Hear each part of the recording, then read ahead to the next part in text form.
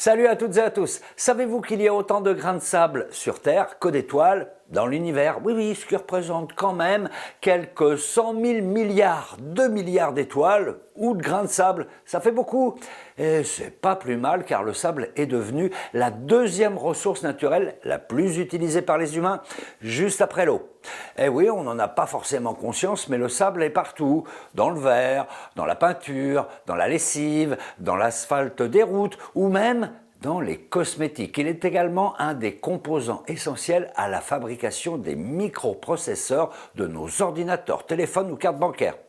Et bien sûr, on le retrouve aussi et surtout dans les immeubles et les maisons, car aujourd'hui, 2/3 des constructions mondiales sont réalisées en béton, un matériau constitué, vous le savez, essentiellement de sable. Il faut par exemple environ 200 tonnes de sable pour construire une maison de taille moyenne, 30 000 tonnes pour un seul kilomètre d'autoroute et 12 millions de tonnes pour une centrale nucléaire.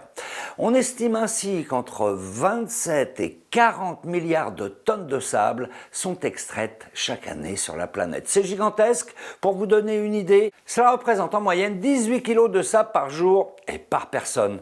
Et ce n'est pas près de s'arrêter avec le développement frénétique des villes un peu partout dans le monde.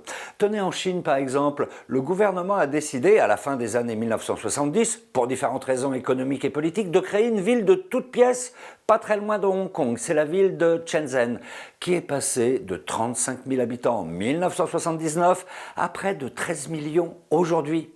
Alors vous imaginez, il en a fallu des quantités de sable pour construire et loger tout le monde ? Mais les Chinois ne sont pas les seuls à avoir, disons, la folie des grandeurs et du béton. Pourtant, le sable n'est pas inépuisable. Alors je vous en dirai un peu plus dans la prochaine vidéo. On ira à Singapour et à Dubaï. Vous verrez là-bas aussi, ils aiment bien les châteaux de sable. Un peu démesurés. Allez, ciao, à demain.